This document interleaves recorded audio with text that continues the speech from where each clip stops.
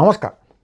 তো পশ্চিমবঙ্গে এতদিন যেমন দুর্গাপুজো করতে দেওয়া হতো না বলে আমরা শুনেছি, বারবারই শুনেছি হিন্দু খতরে মে, ঠিক সেই রকমই সম্ভবত ছাত্রছাত্রীদের এতদিন সিবিএসই বা অন্য কোনো কেন্দ্রীয় বোর্ডে পড়তেও দেওয়া হতো না, আর নিটে বসার তো প্রশ্নই নেই।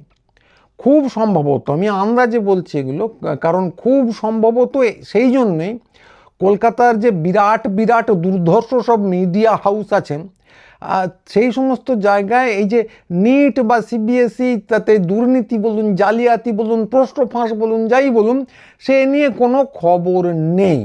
এমনকি এই যে ককরোচ জনতা পার্টি এই আজকেই একটা বিরাট বড় বিক্ষোভ করতে যাচ্ছে দিল্লির যন্তর মন্তরে বলে শোনা যাচ্ছে, সে নিয়েও কোনো খবর কিন্তু তন্ন তন্ন করে খুঁজলেও কোনো টিভি চ্যানেলে আপনি দেখতে পাবেন না। তা কারণটা, সম্ভাব্য কারণটা আগেই বললাম, সত্যি মিথ্যের কথা আলাদা। তো তাতে কিন্তু বিশেষ কোনো ক্ষতি হয়নি, কারণ আমরা সবাই জানি যে কলকাতায় যে রাজনীতি চলছে এবং যে সাংবাদিকতা চলছে সেটা কিন্তু দুর্ধর্ষ। মানে সাংবাদিকরা সবসময় একদম নিখুঁত রিয়েল ইস্যু যাকে বলে সেই দিকে মন দেন, হাবিজাবি জিনিসে নজর দেন না। আর রাজনীতিকরা যা করে দেখাচ্ছেন তার তো কোনো তুলনাই নেই। তো রাজনীতির জগতের কথা দিয়ে শুরু করি। সেখানে তো প্রত্যেক দিন নানা রকম নতুন নতুন রেকর্ড তৈরি হয়েই চলেছে। তো বিরোধী দলের এক বিধায়ক ছিলেন, তার নাম ঋতব্রত বন্দ্যোপাধ্যায়। তিনি তো একটা বিশ্ব রেকর্ড করেছেন, 9 বছরের মধ্যে পরপর 2টো পার্টি থেকে বহিষ্কৃত হবার রেকর্ড। তারপর আবার তিনি নতুন রেকর্ড করেছেন, আর একটা কোন দলের দলনেতা হয়ে গিয়ে, দলটাকে কিন্তু এখনো জানা যায়নি। আশা করছি কয়েকদিনের মধ্যেই ব্যাপারটা পরিষ্কার হবে যে উনি কোন দলের দলনেতা। তো আগে তো নেতা হই, পরে দল। তো 2টো দল ঘুরে আসা লোকজন এমএলএ টেমএলএ হয়েছেন, এ কথা আমরা জানি, কিন্তু সেই রেকর্ডকেও হারিয়ে এখন সবার উপরে উঠে এসেছেন ঋতব্রত বন্দ্যোপাধ্যায়। তো এর পরে আর একটা রেকর্ড করেছেন আমাদের বিখ্যাত চিত্রতারকা দেব।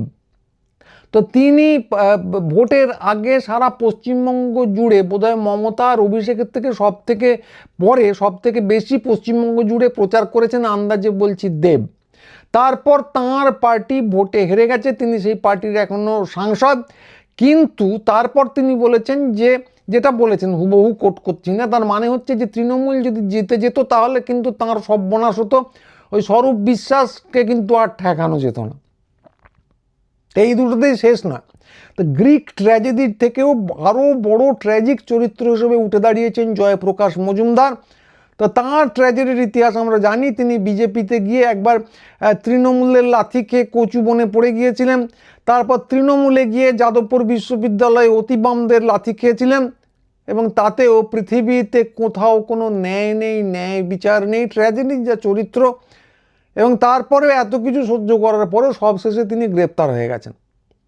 এবং এদের যিনি নেতা, অর্থাৎ কিনা প্রাক্তন মুখ্যমন্ত্রী, তিনি যে তারকাদের নিয়ে, কেউ কেউ আসতেন গুজরাট থেকে বড় ক্রিকেটার, আর কেউ কেউ ছিলেন ওই ধরুন জুন মালিয়া বা রচনা বন্দ্যোপাধ্যায়, তারা বিশাল বড় বড় সব তারকা, তাদের নিয়ে যে ডান দিকে এবং বাঁ দিকে নিয়ে যে ঘুরতেন সেই তাদের আর কোনো খবর পাওয়া যাচ্ছে না। প্রাক্তন মুখ্যমন্ত্রী কীরকম একলা চারদিকে ঘুরে বেড়াচ্ছেন।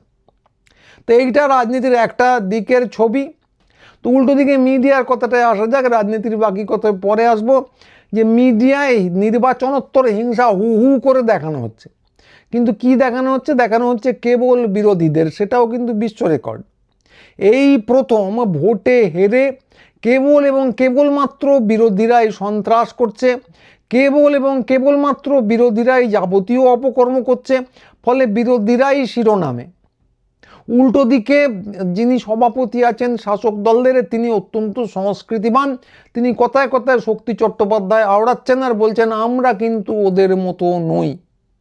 তো সেটা ঠিকই যে ওরা ঠিক বাকিদের মতো নন, কারণ বিরোধীদের নিয়ে খবর করতে হবে। সরকার এমনই যে তাদেরকে নিয়ে সত্যি কথা বলতে কি ইতিবাচক খবর করার মতো কিছু নেই।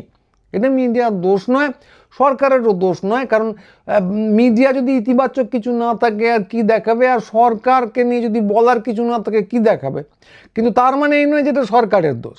সরকার প্রচুর ঘাম ঝরাচ্ছে, বিশেষ করে মুখ্যমন্ত্রী তো 3 দিন অন্তর দিল্লি দৌড়চ্ছেন, দিল্লি থেকে বোধহয় নির্দেশ নিয়ে আসছেন কি করতে হবে কি করতে হবে না, এবং সেগুলো বোধহয় হুবহু পালন করে চলেছেন। বোধহয় বলছি, কারণ আমার কাছে কোনো গোপন খবর নেই।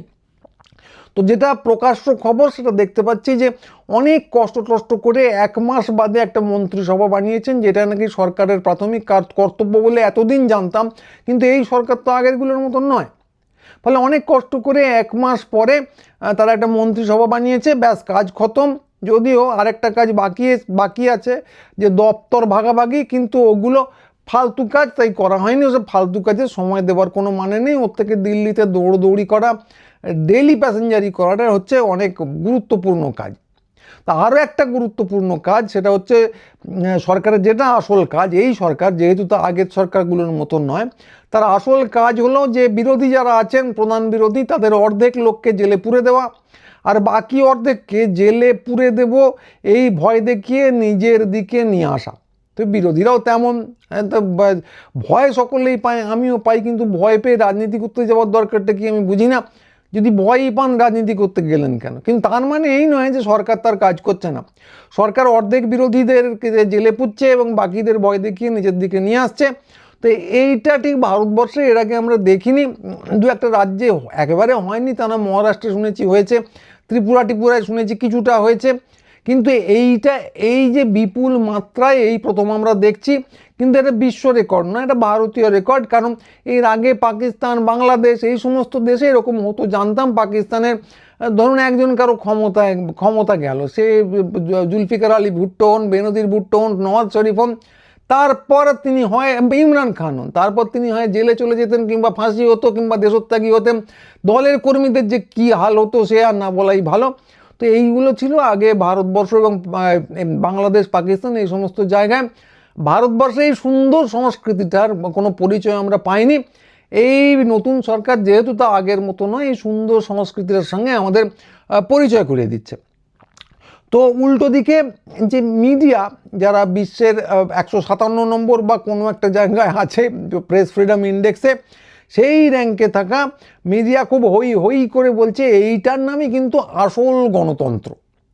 তো তারা আরও সব নানা রকম জিনিসের নামকরণ করেছে, যেরকম হজবরতে একটা লোক কেবলই নতুন জিনিসের নামকরণ করতো, অবিকল সেই রকম এখন হকার হটিয়ে দেওয়ার, মানে যারা দীর্ঘদিন ধরে দোকান টোকান করেছেন, হকার মানে যারা হক করেন তা ঠিক নয়, যারা দোকান টোকান বসিয়েছিলেন তাদের একদম মেরে হটিয়ে দেওয়ার, দোকান ফোকান ভেঙে দিয়ে বুলডোজার চালিয়ে দেওয়ার নাম হয়েছে রাস্তা পরিষ্কার করে এবং নাগরিক সুরক্ষা দেওয়া। তো লোক জড়ো করে ইট পাটকেল ছোড়ার নাম হয়েছে ডিম ছোঁড়া। এবং বিভিন্ন সাংবাদিকদের, তাদের আবার নাম হয়েছে সাংবাদিক, তাদের কাজ হয়েছে পচা ডিমের দাম নিয়ে বাজার টাজারে গিয়ে গম্ভীর প্রতিবেদন করা, এবং এর নামই হয়েছে খবর, এবং যারা করছেন তাদের নাম হয়েছে সাংবাদিক। বিরোধী দলের লোকজনকে ঠ্যাঙানো, মানে লোকজন জড়ো করে, আপনার দলের কর্মী জড়ো করে, শাসক দলের কর্মী জড়ো করে বিরোধী দলের লোকজনকে ঠ্যাঙানোর নাম হয়েছে গণরোষ। রাজনৈতিক গ্রেপ্তারের নাম হয়েছে দুর্নীতি দমন। কিন্তু সেটাতেও ঠিক সব কিছু জমছে না বলে চারদিকে পাওয়া যাচ্ছে, নানা জায়গায় পাওয়া যাচ্ছে খাট আর কন্ডম, কোন জায়গায় নাকি জলের বোতলও পাওয়া গেছে শুনলাম, সে যে কি ভয়ানক ব্যাপার। তো সব থেকে ভালো হচ্ছে মিডিয়া এতে দুহাত তুলে নাচছে, বলছে এইগুলো সব নতুন নাম দিয়েছি। সত্যিই তো, আইনস্টাইনের পর এই ধরনের নামকরণ তো এই প্রথম, তার আগে ছিল হজবরল। তো তারপরে এই প্রথমেই আবিষ্কারে যারা দিচ্ছেন তাদের তো দুহাত তুলে নাচারই কথা। কিন্তু আশ্চর্য হচ্ছে যে কিছু ভদ্রজনের সঙ্গে দুহাত তুলে নাচছেন, কিছু রামবামও দুহাত তুলে নাচানাচি করছেন, যেন কি দুর্দর্শ জিনিস হচ্ছে।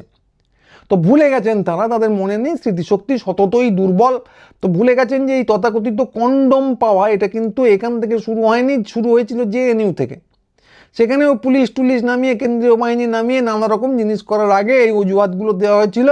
তোমরা সেটা ভুলে গেছেন। তো ভুলে যেতেই পারেন, সব কিছু মনে রাখতে হবে, মাথার দিব্যি কে দিয়েছে।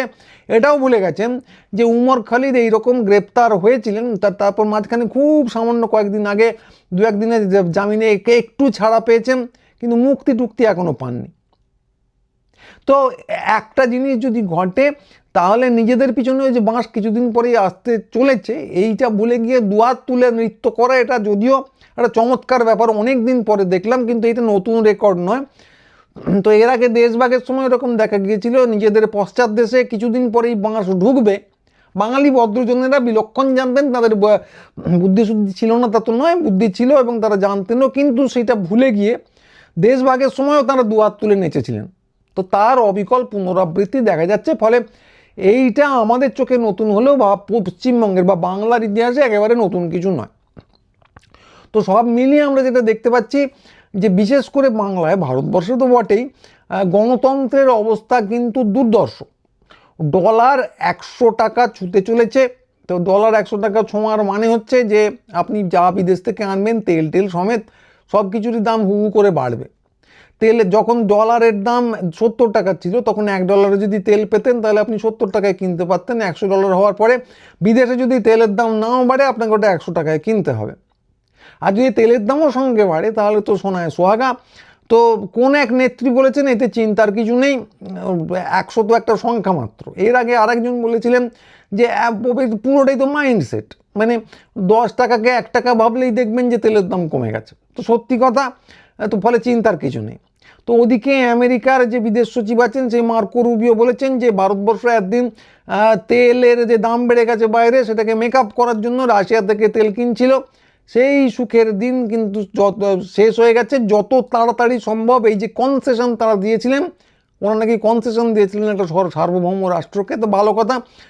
তো সেই কনসেশন নাকি যত তাড়াতাড়ি সম্ভব শেষ করতে হবে, ফলে তেলের দাম বাড়বে আমরা আন্দাজ করতে পারছি।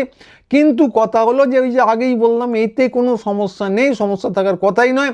তার কারণ যা দেখতে পাচ্ছি আমরা, সব বিরোধী পক্ষই এখন ভালো বিরোধী পক্ষ। আপনাদের ঋতব্রত বন্দ্যোপাধ্যায়ের কথা একটু আগে বললাম, কিন্তু উনি একা নন। তো সব বিরোধী পক্ষ যারা বিধানসভায় আছে তারা সবাই দুর্ধর্ষ এখন। হুমায়ুন কবির এক বিরাট বড় বিরোধী পক্ষ, তিনি এখন মহামেডানের মাথা হয়ে গেছেন। তো এটা তো তিনি পেয়েছেন এই নতুন জমানাতেই, ফলে সব কিছু খারাপ চলছে বলা যাবে না।